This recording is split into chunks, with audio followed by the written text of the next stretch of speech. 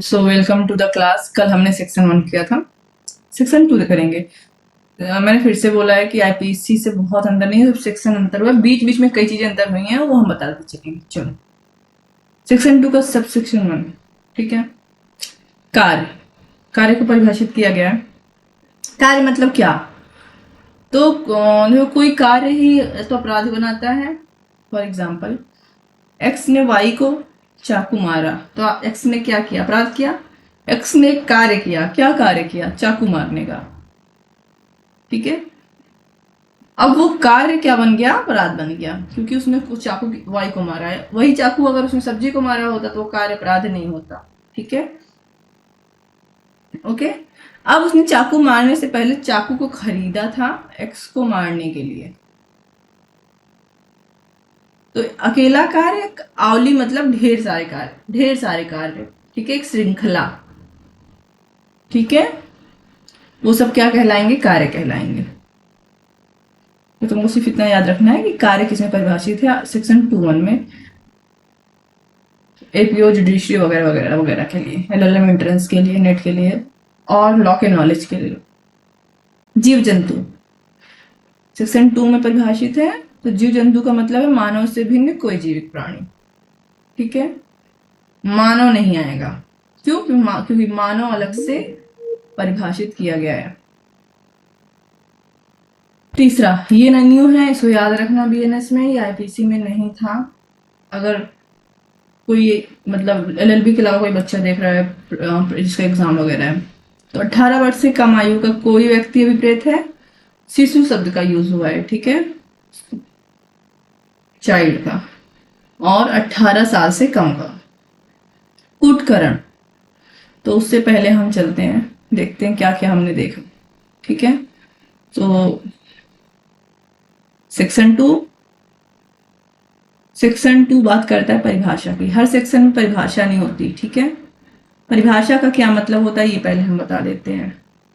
IPC का section 2 में जो शब्द परिभाषित हैं, जैसे अभी हमने शिशु देखा, हमने कार्य देखा, ठीक है, जीव जंतु देखा, वे में से बहुत सारी परिभाषाएं देंगे।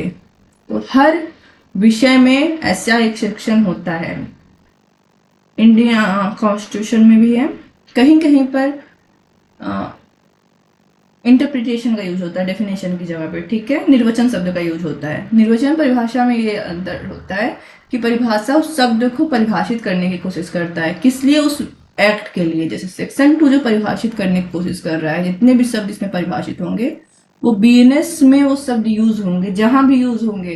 जैसे बीएनएस में कहीं शिशु शब्द का उल्लेख आया आगे चल के किसी सेक्शन में, तो उस शिशु के लिए हम क्या अर्थ लेंगे? उस शिशु के लिए हम वापस आएंगे सेक्शन 2(3) पर, और यहाँ पे लिखा है 18 से कम, तो हम ये अर्थ लेंगे, ठीक है। कहीं और विधि में हमको जाना नहीं पड़ेगा, ठीक है। अगर कोई शब्द यूज हुआ है बीएनएस में, बट बीएनएस में परिभाषित नहीं है, अर्थात सेक्शन 2 में परिभाषित नहीं है, तो वहां लिखा होगा कि हम उसका अर्थ कहाँ से लेंगे, ठीक है। ये इसलिए लिखा रहता है ताकि कोई कंफ्यूजन ना हो। भले ही बहुत सारी विधियां हैं, बट बहुत सारे डिफरेंट डिफरेंट अर्थ होते हैं हर चीज के, ओके। इंटरप्रिटेशन क्या होता है? इंटरप्रिटेशन परिभाषित करने की जगह उस चीज को एक नॉर्मल मीनिंग देने की कोशिश करता है, ठीक है। बहुत अंतर नहीं होता है, लेकिन इंटरप्रिटेशन अलग होता है, डेफिनेशन अलग होता है, ओके। बट अभी हम इंटरप्रिटेशन पे नहीं जाएंगे, हमारा टॉपिक नहीं है, ओके। ओके, दिखा रहे हैं हम क्या बोल रहे थे। अब देखो, ये परिभाषा है, इसकी हेडिंग देखो, परिभाषा है, ठीक है। इसका मतलब बीएनएस में जहां भी ये शब्द आगे आएंगे उनकी परिभाषा इन्हीं से ली जाएगी। अभी जैसे चोरी आएगा, चोरी का सबसे सीधे परिभाषा होता है कोई कार्य जो बेईमानी पूर्वक किया गया हो, ठीक है। अब बेईमानी पूर्वक शब्द आगे कम से कम मान लो कम से कम 10 जगह मिला, ओके। मान लो कूटकरण शब्द, ये देखो, जैसे ये 4th में आ गया कूटकरण, तो इतनी लंबी चौड़ी परिभाषा यहाँ दे दी गई है, ठीक है। तो एक बार इंसान ने पढ़ लिया। अब आगे कहीं शब्द आया कूटकरण, तो हर बार कूटकरण की परिभाषा उसके नीचे बीएनएस में देंगे अगर, तब तो बेयर एक्ट बहुत लंबा चौड़ा हो जाएगा ना, तो हम लोग यहीं से परिभाषा ले लेते हैं, ठीक है। तो ये ऊपर लिखा हुआ है, इस संहिता में, मतलब इस संहिता मतलब बीएनएस में, जब तक कि संदर्भ से अन्यथा अपेक्षित ना हो। इसका मतलब क्या है कि अगर कुछ और अर्थ लेना होगा तो वहां पर वो चीज लिख दी गई रहेगी। अगर वहां पे उपकरण शब्द का तो यूज हुआ है बट इस वाले अर्थ को नहीं लेना चाह रहा, तो वहां पे लिखा रहेगा सेक्शन 2 वाला कूटकरण यहाँ लागू नहीं होगा, बल्कि फला ला, कोई और ला, कोई और कानून या कोई और अर्थ जो भी होगा वहां लिखा होगा, तो समानता नहीं लिखा रहेगा, ठीक है। तो इसलिए लेकिन फिर भी लिख दिया गया, जब तक कि संदर्भ से अन्यथा अपेक्षित न हो इस संहिता में, ठीक है। इतना आया। अब देखो दिखा रहे हैं, सारे अर्थ हैं, ये सारे अर्थ हैं, ठीक है, मतलब परिभाषाएं हैं। वहां से शुरू हुआ था और बेयर एक्ट कैसे पढ़ते हैं, इसलिए हम इसको इग्नोर कर रहे हैं। देखो स्वेच्छा 40, ठीक है। और ये रहा लास्ट वाला, उन शब्दों और पदों का जो इसमें प्रयुक्त हैं और इस संहिता में परिभाषित नहीं है, किंतु सूचना प्रौद्योगिकी अधिनियम 2000 में परिभाषित, नागरिक सुरक्षा संहिता 2003 में परिभाषित है, वही अर्थ होंगे जो क्रमशः उस अधिनियम और संहिता में हैं। लास्ट में 39 में क्या बोल रहा है, 239 में, कि कोई शब्द जो बीएनएस में यूज है बट बीएनएस में परिभाषित नहीं है, मतलब बीएनएस सेक्शन 2(1) से लेकर 238 यहाँ तक परिभाषित नहीं है बट बीएनएस में यूज है, तो उसका अर्थ हम कहाँ से लेंगे। अगर वो आईटी एक्ट 2000 में परिभाषित है तो वहां से लेंगे, अगर वो भारतीय नागरिक सुरक्षा संहिता बीएनएसएस में, मतलब जो प्रोसीजरल लॉ होता है, पुराना सीआरपीसी सुना था, तो वो आईपीसी के लिए लागू होता था, बीएनएस के साथ तो बीएनएसएस लागू होगा, ठीक है। वहां परिभाषित है तो हम उसका अर्थ वहां से ले लेंगे। यही चीज मैं बताने की कोशिश कर रही थी। चलो ओके, ठीक है।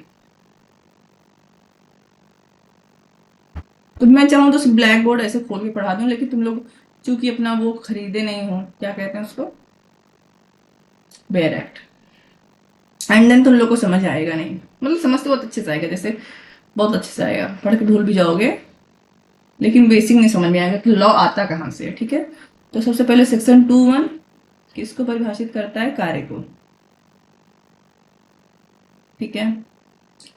फिर सेक्शन 2(2) परिभाषित करता है जीव जंतु को, जीव जंतु को, जीव जंतु में मानव नहीं आता है, मानव मतलब ह्यूमन, चाहे मेल हो फीमेल हो या थर्ड जेंडर हो, ठीक है। मानव नहीं आता है, मानव नहीं आएगा, इसका मतलब मानव के अलावा हर कोई, जानवर, पंछी, मछली, ठीक है। और हमको जो तीसरा याद करना है, इंपॉर्टेंट है, शिशु की परिभाषा दी गई है, ठीक है। एंड शिशु मतलब वह व्यक्ति जिसने 18 साल की उम्र पार नहीं की है, मतलब 18 माइनस है जो, ये इंपॉर्टेंट है, इसको याद रखना हमेशा के लिए, ठीक है, हमेशा के लिए, ओके, ठीक, ओके। नाउ फोर्थ पे देखो, फोर्थ है कूटकरण।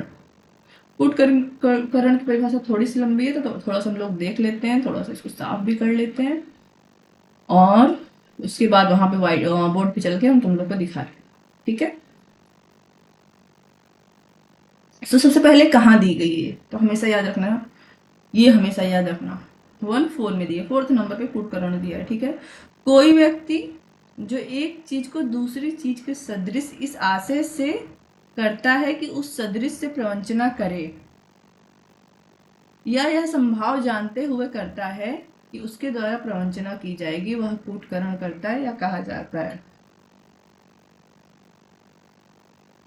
देखो ये कूटकरण शब्द तुमको अभी आगे इसका एक अपराध मिलेगा, वहां पे तुमको ये दिखेगा, ठीक है। तो वहां पे तुमको फिर से परिभाषा नहीं दिखेगी बट अपराध दिखेगा, अपराध में शब्द दिखा देंगे और शब्द तुमको पता है कि लेना कहाँ से, लेकिन एग्जाम में तुमसे ये नहीं पूछेंगे कि अपराध कहाँ है, एग्जाम में पूछ लेंगे कूटकरण की परिभाषा दी है, अब दे दिया सेक्शन 2(1) सब ऐसे ही देते हैं, ठीक है।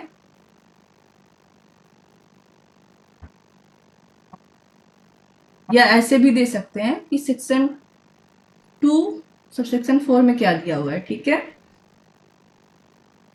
ठीक है, तो कूटकरण है और काउंटर फेट, इसकी इतना याद रखना, ठीक है। तुम साधारण शब्द में समझना चाहो तो तुम इसको कह सकते हो जालसाजी करना, ठीक है। जाली किसी की चीज की नकल बनाना, ठीक है। ओके, अब इसका स्पष्टीकरण भी देख लेते हैं, फिर हम दिखाते हैं तुमको कि बोल क्या रहा है। देखो, सबसे पहले इसको तोड़ देते हैं। कोई व्यक्ति है, तो जाहिर सी बात है ह्यूमन ही बनाएगा, जीव जंतु बनाएगा नहीं। कोई एक चीज को दूसरी चीज के सदृश, ठीक है, एक चीज को दूसरे चीज के सदृश, इस आशय से, देखो अपराध का वो होता है, चरण होता है, ठीक है। अपराध का चरण हम लोग देखेंगे, ठीक है। सबसे पहले कोई अपराध करने का सबसे पहला चरण ये होता है कि हमारा क्या होना चाहिए, आशय होना चाहिए। बिना आशय के, बिना इंटेंशन के कोई कार्य किया गया हो तो अपराध नहीं होता, ठीक है। और इसको कहते हैं मेंसरिया, तो ये पहला चरण है। ओके, सिवाय एक अपराध ऐसा है जो बिना किसी आशय के भी किया गया हो तब भी अपराध होता है, वो है द्विविवाह, बहुविवाह, ठीक है। एक से अधिक शादी आपने कर ली और कोर्ट में जाकर कह रहे सर मेरा ऐसा कोई आशय तो था नहीं अपराध करने का, तो कोर्ट कह रहे हैं कोई जरूरत नहीं है, मेंसरिया की आवश्यकता नहीं होती है, ठीक है। शुरू मुझे मेंसरिया नहीं याद होता तो मैं इसको ऐसे याद कर देती, मेंस रिया, रिया अलग मेंस अलग, ठीक है। मेंसरिया का मतलब होता है दुराशय, ठीक है, बुरा आशय, गलत आशय से, ठीक है। आशय कैसा हो, गलत आशय से कोई कार्य करना, ठीक है। कार्य मतलब जो 2:1 में हमने देखा, ओके। उसके बाद अब आशय के हो, फिर दूसरा चरण होता है तैयारी करना, ठीक है।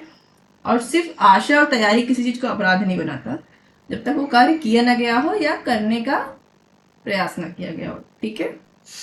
तैयारी के बाद प्रयास करना, जैसे ही आप प्रयास करते हो वो अपराध हो जाता है, ठीक है। ओके, हाँ, अब प्रयास के बाद हो सकता है कि वो अपराध पूर्ण ना हो, अगर वो अपराध पूर्ण नहीं हुआ तो दंड अलग होगा, और पूर्ण हुआ तो दंड अलग होगा, ठीक है। चरण हम देख रहे थे, वो हमारा टॉपिक नहीं है, यहाँ पे आते हैं। तो एक व्यक्ति एक वस्तु को दूसरे वस्तु के सदृश इस आशय से करता है कि वह उस सदृश की प्रवंचना करे, ठीक है। या यह संभाव जानते हुए, देखो दो प्रकार की मेंसरिया यहाँ दिख गई, ठीक है। करता है कि उसके द्वारा प्रवंचना की जाएगी, वह कूटकरण करता है या कहा जाता है। क्या बोल रहा है बिन बता रहे हैं इसको। तो एक्सप्लेनेशन दिया गया है, कूटकरण के लिए आवश्यक नहीं है कि जो आप एक चीज की नकल करके दूसरी चीज बना रहे हो वो एकदम ठीक डिट्टो वैसे बने, ठीक है। दूसरा, जब कोई व्यक्ति एक चीज को दूसरी चीज के सदृश कर दे और सदृश ऐसा है कि उसके द्वारा किसी व्यक्ति को प्रवंचना हो सकती है, मतलब कोई व्यक्ति है एक चीज की नकल करके दूसरा चीज बना दिया, ठीक है, ओके। और ऐसा बनाया है कि अगर कोई व्यक्ति देखेगा तो वो खुद कंफ्यूज हो जाएगा कि असली कौन सा है, ठीक है। तो जब तक कि प्रतिकूल साबित न कर दिया जाए यह उपधारणा की जाएगी। देखो उपधारणा सबूत के इंडियन एविडेंस एक्ट में है। उपधारणा क्या होती है अभी बता रहे हैं कि जो व्यक्ति एक चीज को दूसरी चीज के इस प्रकार सदृश बनाता है उसका आशय उस सदृश द्वारा प्रवंचना करने का था, या वह यह संभाव जानता था कि उसके द्वारा प्रवंचना की जाएगी। तो सबसे पहले हम तुमको बताते हैं उपधारणा क्या है, ठीक है। वैसे हम छोड़ के आगे बढ़ जाते, लेकिन हमको इसे पढ़ाने में ना कूद अंदर पढ़ाने में कूद में बड़ा मजा आता है, ऑफ टॉपिक जाके। उपधारणा का मतलब होता है जहां न्यायालय ये मान लेता है, फॉर एग्जाम्पल एक्स ने कोई अपराध किया या सबूत ऐसा है कि एक्स के पक्ष में उपधारणा न्यायालय कर लेगा इसने अपराध किया है, जब तक न्यायालय जब तक वो एक्स उसको सबूत के द्वारा ना साबित ना कर दे। देखो हम बोर्ड पे जाके बताते तुमको, हम बहुत अच्छे हैं। देखो उपधारणा होती है, ठीक है। उपधारणा 3 प्रकार की होती है, ठीक है। एक उपधारणा होती है अगर साबित हो गया तो उसका सबूत देकर नहीं काटा जा सकता। फॉर एग्जाम्पल अगर एक्स ने वाई का मर्डर किया है और साबित हो गया कि एक्स की आयु 7 साल के से कम है, ठीक है, ये उदाहरण साबित करती है कि यहाँ पर वाई अगर चाहे तो अब भी चाहे जितना सबूत दे दे कि एक्स ने जानबूझ के मेरा मर्डर नहीं, मतलब कि एक्स ने वाई की रिलेटिव चाहे जितना चाहे, क्योंकि वाई तो मर गया है ना, कि इसको सजा दिला दे, नहीं दिला सकते, क्योंकि 7 साल के नीचे के बच्चे के लिए ये उदाहरणा की जाती है कि वो डॉली इनकैपेक्स है, मतलब वो कोई अपराध नहीं कर सकता। ठीक है, 7 साल के नीचे के बच्चे को छोड़ दिया जाता है। ठीक, ओके, मतलब सबूत देने ही नहीं देगा कोर्ट। ओके, और दूसरा होता है उदाहरणा जहां एक व्यक्ति के खिलाफ कोई सबूत है, ठीक है, तो कोर्ट ये मान के चलती है कि इसने ये अपराध किया होगा, ऐसी कोर्ट उदाहरणा करती है। ठीक है, ऐसी कोर्ट उदाहरणा करती है जब तक कि ये व्यक्ति सबूत देकर उसको गलत साबित ना कर दे। फॉर एग्जाम्पल, जो अभी हमने अभी जस्ट देखा कूटकरण वाला, उसमें क्या बोल रहा है, मान लो एक्स व्यक्ति है, उसने किसी चीज की नकल बनाई, मान लो एक मूर्ति थी, उसकी नकल करके सेम डिट्टो ऐसे दूसरी मूर्ति बना दी। ठीक, अब पुलिस उसके पास गई, पुलिस ने इसको पकड़ लिया, ठीक है, कोर्ट ले गई, वहां एक्स जाके कह रहे हैं सर मेरा ऐसा कोई जो है फ्रॉड करने का इरादा नहीं था, कपट करने का। ठीक है, बट देख के लग रहा है कि इसने जानबूझ कर ऐसी चीजें बनाई हैं जिससे कपट किया जा सकता है। तो फिर अब ये क्या करें, सबूत देकर उसको साबित करे कि इसका कोई आशय नहीं था। एक दुकानदार है, उसके गल्ला ही कहते हैं ना, उसके गले में जहां वो पैसा रखता है ढेर सारे सिक्के मिलते हैं। ठीक है, ढेर सारे सिक्के में आधे 5-6 सिक्के ऐसे थे जो चोरी के थे। ठीक है, अब जब वो गिरफ्तार हुआ तो कोर्ट ये उदाहरणा करेगी कि इसने चोरी का पैसा लिया है। ठीक है, जब तक कि वो सबूत देकर ये साबित ना कर दे कि वो पैसे उसने चोरी का समझ के नहीं लिए, बल्कि रेगुलर उसको ऐसे सिक्के मिलते रहते हैं, जो काम करता है दुकान में, इसलिए उसे पता नहीं चला। अब सबूत देकर वो उसको नकार सकता है। ठीक है, तो ये उस दुकानदार पे है, इसी को कहते हैं उदाहरणा। उदाहरणा कोट करता है किसी व्यक्ति के बारे में। ठीक है, और अगर उदाहरणा कर लिया तो सबूत का भार उस व्यक्ति पे फिर चला जाता है। फॉर एग्जाम्पल, जैसे कि दहेज हत्या, अगर किसी महिला की मृत्यु अननेचुरल तरीके से, अप्राकृतिक तरीके से, ठीक है, बिना किसी बीमारी के, बिना किसी कारण से हो जा रही है, ठीक है, 7 साल के अंदर, तो कोर्ट ऐसा क्या करता है, धारणा करता है कि उसकी दहेज हत्या हुई होगी। ठीक है, इसका मतलब ये नहीं कि सजा दे ही देगा ससुराल वालों को, ससुराल वाले चाहे तो सबूत देकर अपने आप को छुड़ा सकते हैं ना, बट ये रहता है सबूत का भार जो है अभियुक्त पर चला जाता है, नहीं तो सामान्यतः अभियुक्त पर सबूत का भार नहीं रहता है। चलो, तो 4th नंबर पे था कूटकरण। ओके, कूटकरण, काउंटरफेट। ओके, और इसका हम बनाते हैं, रुको,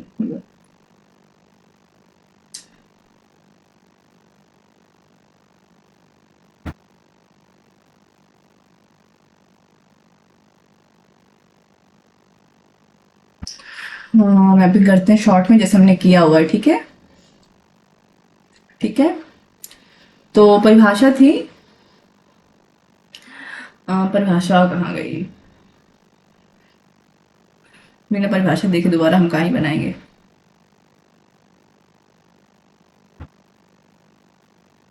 ठीक है, नहीं मिलेगा तो बना ही देंगे, ऐसा नहीं है, लेकिन ठीक है, आगे ये रहा। कोई व्यक्ति एक चीज को दूसरी चीज के सदृश इस आशय से बनाता है कि वह उस सदृश की प्रवंचना कर सके, पहला चीज, और वह संभाव जानते हुए करता है कि उसके द्वारा प्रवंचना की जाएगी। ठीक है, कूटकरण क्या बोल रहा है, तो सबसे पहले इंपॉर्टेंट है, एक व्यक्ति है तो व्यक्ति बनाएगा, तो यहाँ लिखेंगे नहीं कोई व्यक्ति है, चलो लिख देते हैं कोई व्यक्ति है, आवश्यक तत्व तो लिखोगे तो काम आएगा, है ना। कोई व्यक्ति है जो भारत के अंदर रह रहा है, चाहे सिटीजन है चाहे फॉरेनर है, ओके। एक चीज की नकल करके सदृश दूसरी चीज बनाता है, ठीक है। नकल कर रहा है, जाली बना रहा है, ठीक है, काउंटरफिट बना रहा है, ठीक है। एक वस्तु की नकल करके डुप्लीकेट, नकल जो भी कह लो, कि सदृश सदृश, सदृश मतलब हम अपना शब्द यूज करते हैं ताकि तुम्हें समझ, नकल करके ठीक वैसे ही दूसरी चीज बना रहा है, ठीक है। यहां तक तो ठीक था, बना रहा है। अब आता है मेंसरिया। दो प्रकार का मेंसरिया है। पहला उसका आशय है, पहला उसका आशय है, पहले उसका स्वयं ऐसा आशय है कि मैं क्या करूं, किसी के साथ उस उद्देश्य से क्या कर सकूं, धोखा दे सकूं, किसी को क्या दे सकूं, धोखा दे सकूं। ये देखो इतना गंदा कर दिया है कि खुद ही रेस करना पड़ेगा, ठीक है।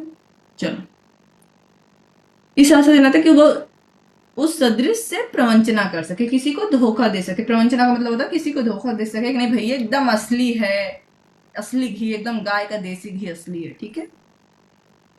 चलो, या यह संभाव्य जानते हुए, दूसरा क्या है, संभाव्य जानता है, मतलब वो जानता है, खुद उसका आशय तो नहीं लेकिन जानता है कि उससे कूटकरण किया जाएगा, ठीक है, प्रवंचना की जाएगी। तो पहला उसका खुद आशय है प्रवंचना करने का। प्रवंचना करने का मतलब किसी को बेवकूफ, किसी को धोखा देने का। धोखा देने का मतलब उस जिस जो नकल बनाया है उसको असली बता के बेचेगा उसको, ठीक है। और दूसरा है उसका आशय नहीं है खुद प्रवंचना करने का, बट वो जानता है। तो दूसरा उसका मेंसरिया कैसा है, दो प्रकार का मेंसरिया है इसमें कूटकरण में, ठीक है। पहला उसका आशय है, खुद कूटकरण करने जा रहा है, या दूसरा किसी और के लिए बना रहा होगा, जानता है कि जिसके लिए भी बना रहा है या जिस के लिए भी, जिस व्यक्ति के लिए या किसी भी काम तरीके से बना रहा है, तो ये वस्तु जो है इसका यूज कैसे होगा, प्रवंचना करने के लिए होगा। जिस वस्तु को वो बना रहा है उसका यूज कैसे होगा, प्रवंचना करने के लिए। जैसे किसी का साइन बनाना, ठीक है, किसी की नकल करके साइन बनाना, ठीक है, ठीक है। अब दो एक्सप्लेनेशन है, दो एक्सप्लेनेशन है इसमें। पहला एक्सप्लेनेशन कहता है जरूरी नहीं नकल हूबहू हो,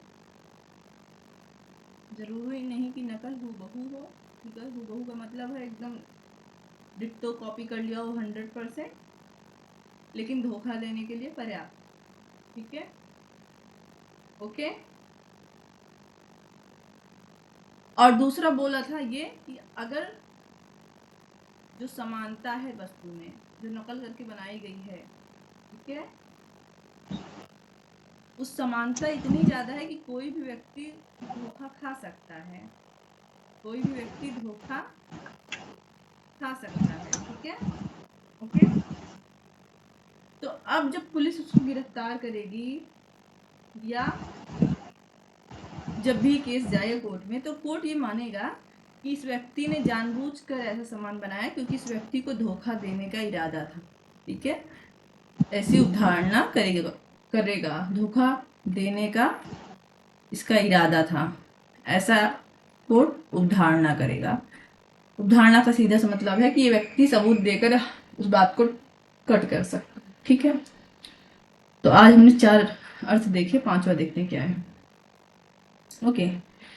आज के लिए इतना ही। परिभाषा हम शॉर्ट पढ़ेंगे, चारों में से 3rd और 4th याद कर लेना जरूर, ठीक है। कल हम ये देखेंगे, इसमें से बेईमानी का इम्पोर्टेंट है चूंकि, और 8th भी इम्पोर्टेंट है, ठीक है। बेईमानी का नहीं याद आएगा तो चोरी का आंसर नहीं लिख पाओगे, ठीक है। आज के लिए इसके लिए इतना है। कुछ पूछना है, हम कट कर रहे हैं रिकॉर्डिंग, चलो, ओके, बाय।